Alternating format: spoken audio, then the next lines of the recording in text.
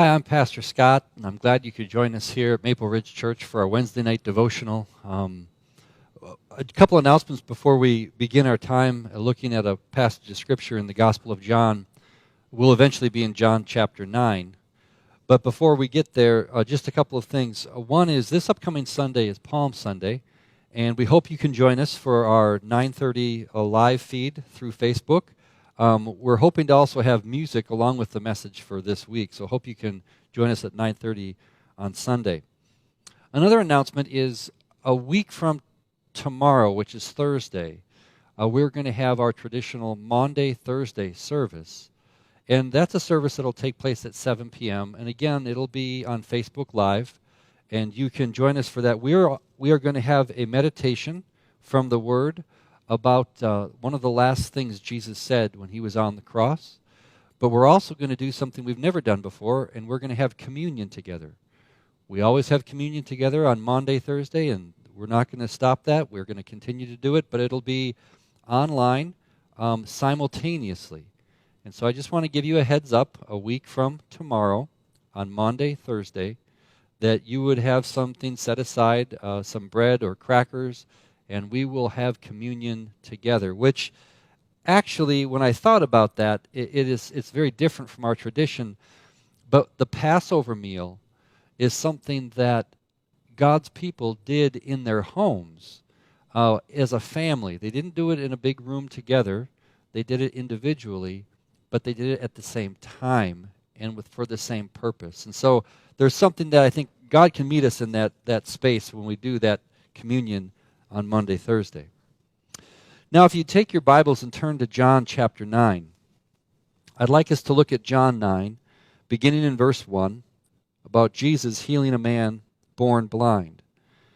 And the reason I'm taking us to this passage is because I know all of us are struggling to come to terms with our reactions to what's going on in our world right now, to come to terms for the care and how we care for our families at this time.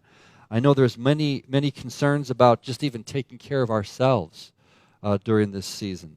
It's a unique season that we're in. Some of us are even navigating issues that have to do with our cutbacks in our jobs, or maybe a loss of a job temporarily until things get back on track.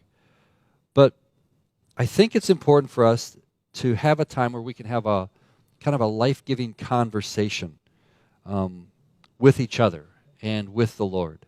And so that's what I'm hoping tonight will be, as a life-giving conversation. I'm sure you've been listening to the news, and you should be watching those trusted news sources that tell us that this is not going to be a sprint. This is a marathon. It's going to be weeks before we can resume anything close to normal. And you know, when you take a flight, maybe when you've been on an airplane and they give instructions before they take off, and they talk about the seat belts and how they work, and they talk about the oxygen mask in the case of loss of cabin pressure. And they have that typical saying about the loss of cabin pressure, that you should put your own oxygen mask on first before attempting to help those next to you. And I think there is something in that for us right now. I think we have to put our own oxygen mask on right now before we try to help those around us. And so I'm hoping tonight, as we look at John chapter 9, that this is a way you can put that oxygen mask on. John chapter 9 is a story about a healing, but the healing is not the point of the story. This story that we're going to look at is about spiritual blindness. Spiritual blindness is what we're going to see here, because everybody that we meet in John chapter 9, they saw the healing, but they couldn't recognize the work of God in that healing. And so as we go through this, I'm going to point out different groups of people in this story. And each of them have their own point of view about what's happening. And I just want you to ask yourself as we go through this, where am I?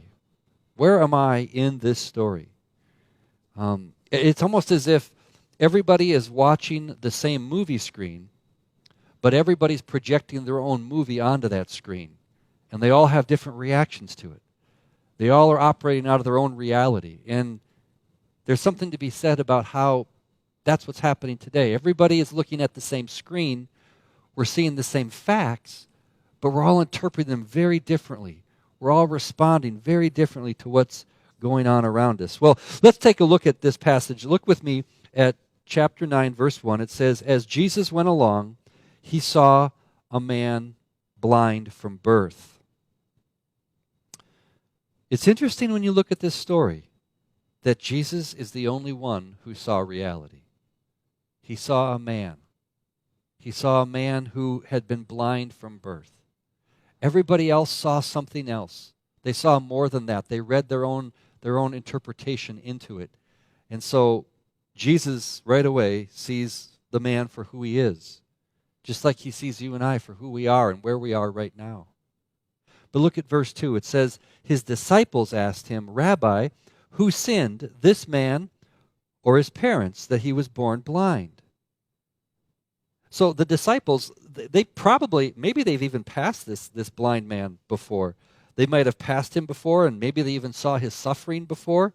And what do the disciples do? Jesus' followers, the ones who are following Jesus, they turn it into a theological debate.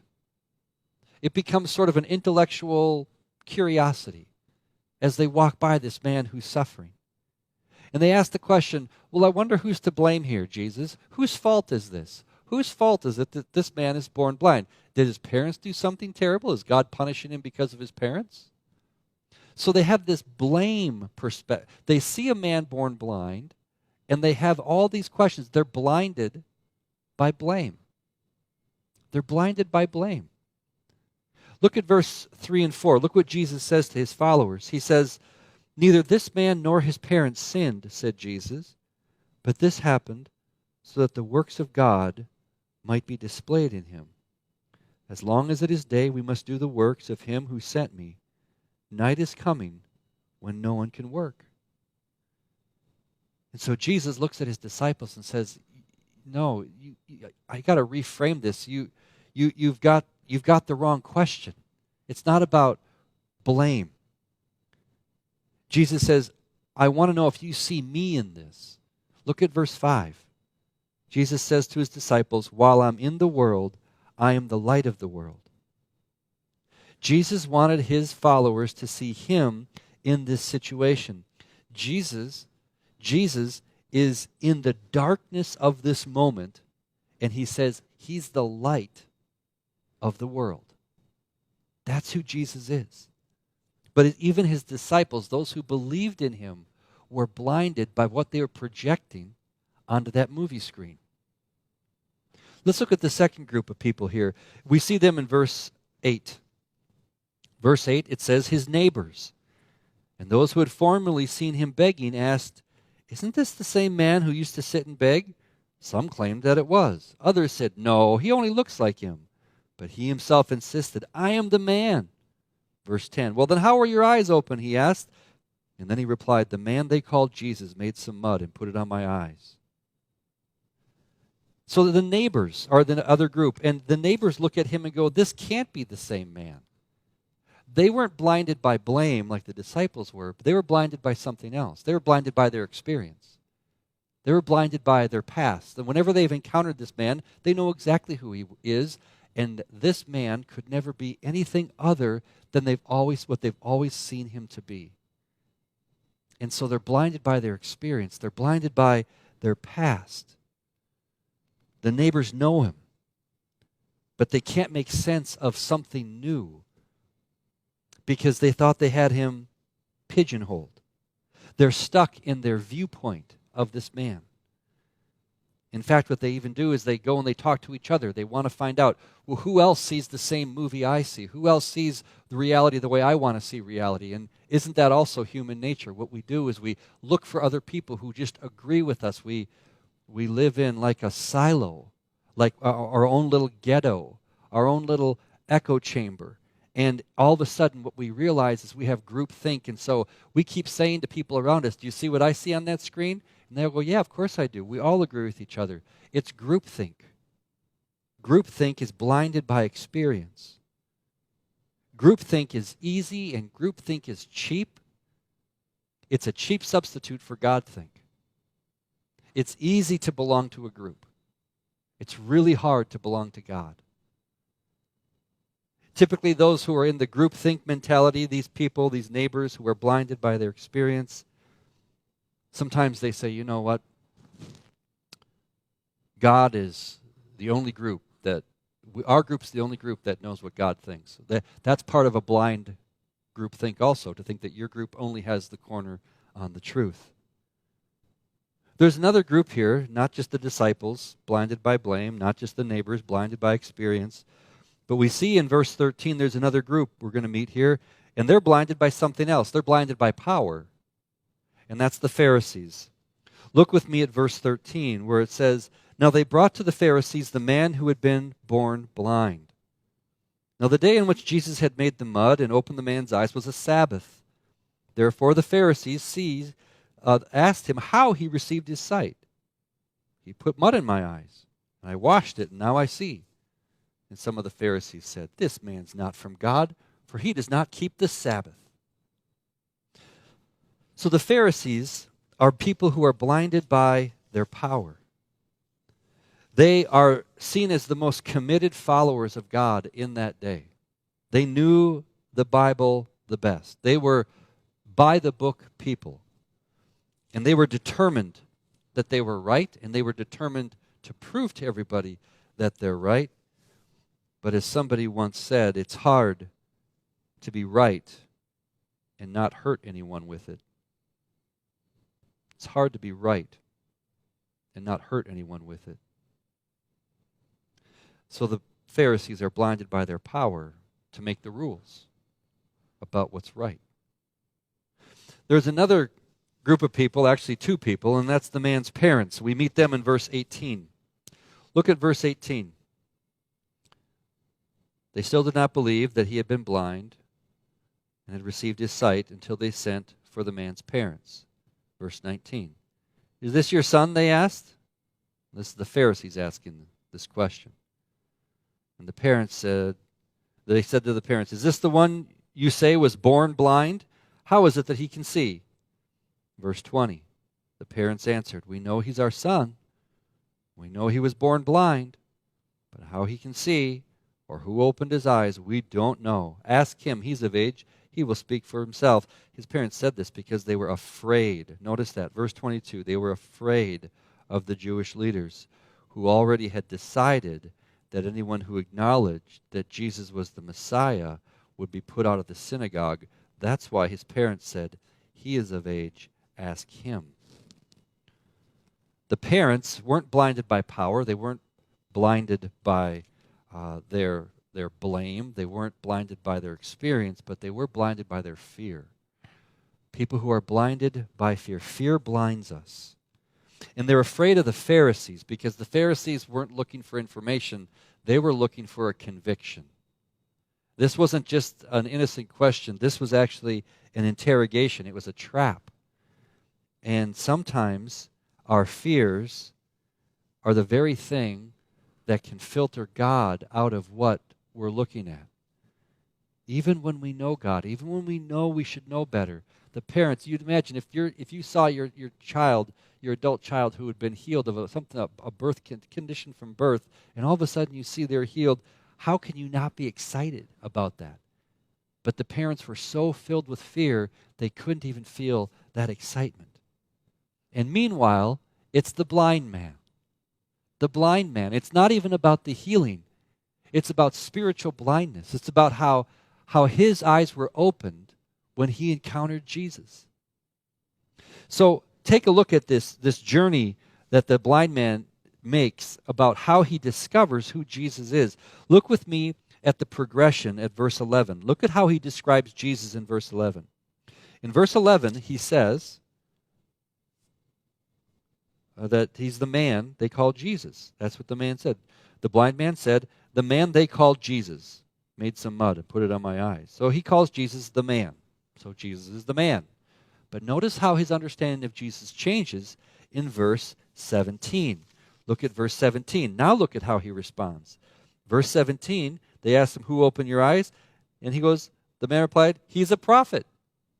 So now he calls Jesus a prophet. He started as a man, now he calls Jesus a prophet. And then look at verse 33. He's getting closer. He's on his spiritual journey. He's coming out of his blindness. He's encountering Jesus. Jesus saw him for who he is, and now he's starting to discover Jesus for who Jesus is. Look at verse 33. He says that Jesus is a man from God. Verse 33, he's a man from God. But now look at verse 38. This is the progression. In verse 38, the man says to Jesus, "Lord, I believe," and he worshiped him. He believed that Jesus is the Messiah, that Jesus is the Son of God, and he worshiped him. So let me ask you, where would you put yourself in this story? Are you the parents? Are you the disciples? Where do you find yourself in this story? You see, the blind man found Jesus. Well, actually, if you go to verse 1, actually Jesus found the blind man. What kind of application do we take away from this? You know, one of the things that we need is what the Old Testament calls manna. Manna is a word that they made up back when Moses was leading the children of God out of Egypt and through into the wilderness where they didn't have food and they were in the wilderness and there was scarcity and there was fear and there was uncertainty about the future. And the word manna means, what is this? That's what the word means. What is this? God provided this manna, this bread, this substance that would form overnight, and they could eat it.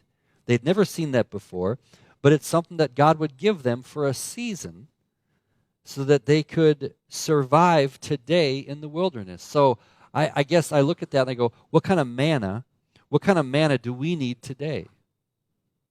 Because we look at today and we say to ourselves, what is this? We've never seen something like this. And here's something to keep in mind.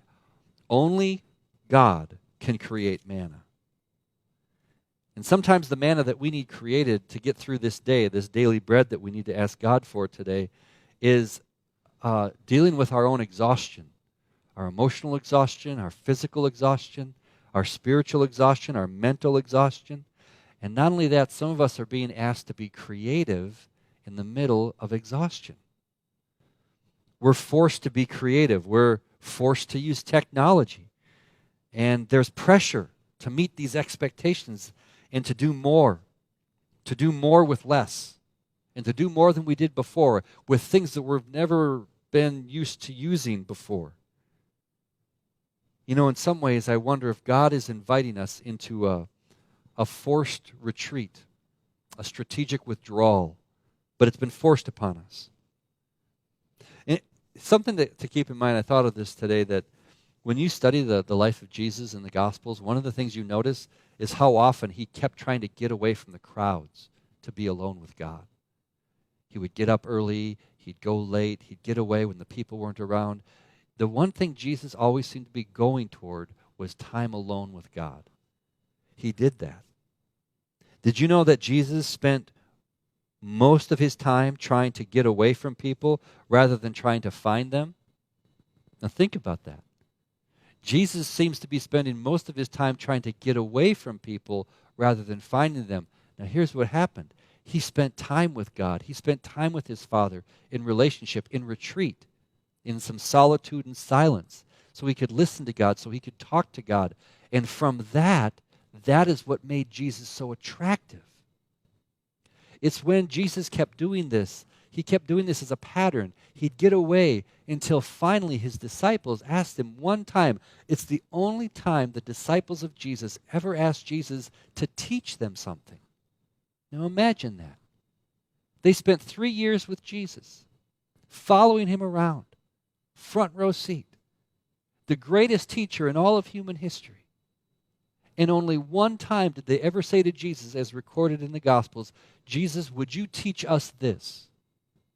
And what they asked Jesus to teach them was the secret to his time alone, on retreat. They said, Jesus, teach us to pray. Because they observed that what God was doing through Jesus and how God was manifesting himself through the Son of God, Jesus, God in human flesh, what they observed is it came out of his time alone with God. These strategic retreats. And then people wanted to be with him because they saw God in his life. They saw him as the light of the world.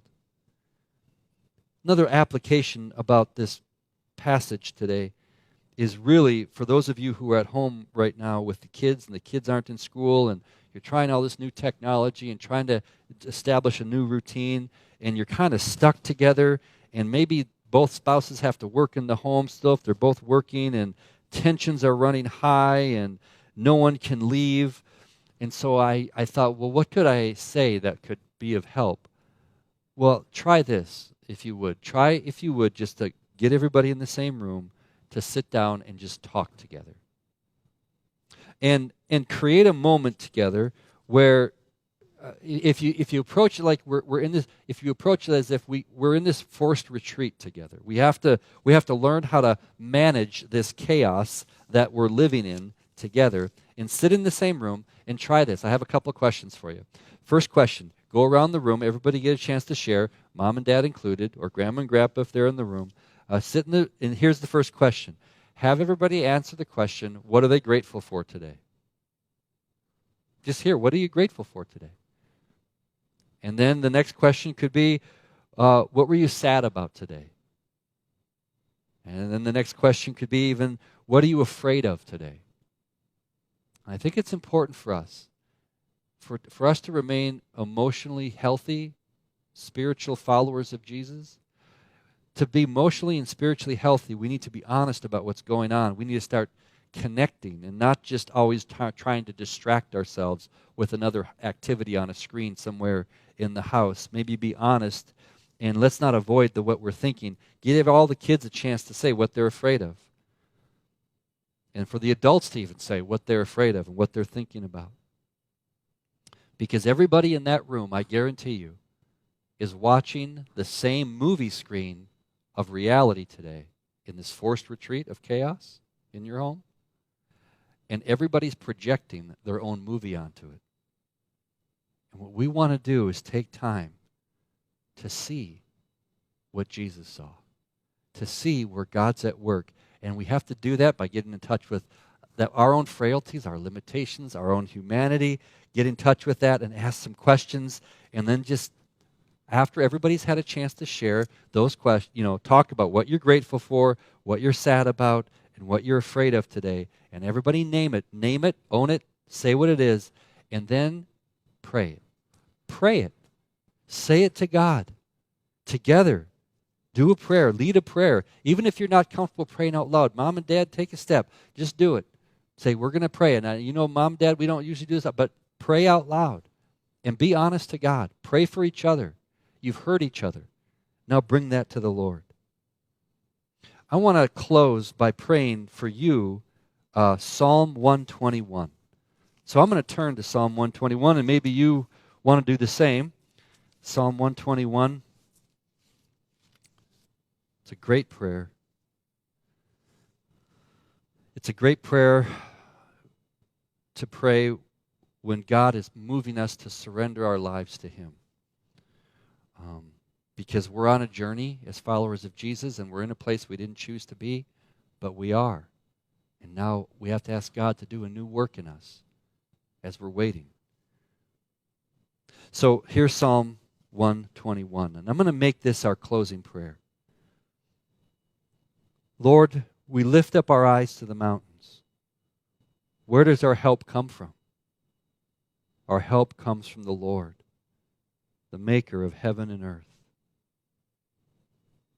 He will not let your foot slip. He who watches over you will not slumber. Indeed, he who watches over his people will neither slumber nor sleep.